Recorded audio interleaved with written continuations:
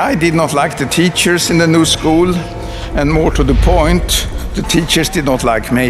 In fact, one of them failed me in chemistry.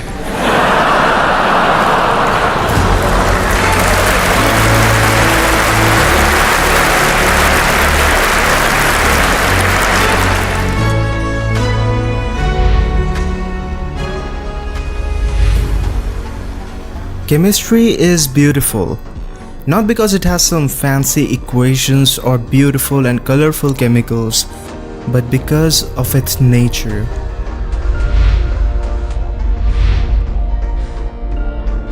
If you think deeply, chemistry was born out of instability. Every single atom in this universe seeks stability.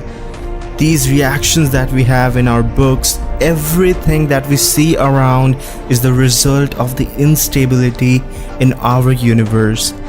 It's all due to uneven energy distribution. If you're the first person to do or see something, you're going to make a lot of mistakes.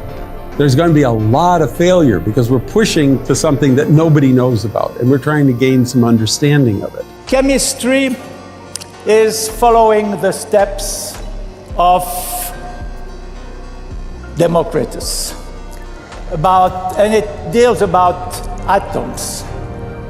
Study how the atoms are brought together or are not brought together, forming molecules or various complex structures.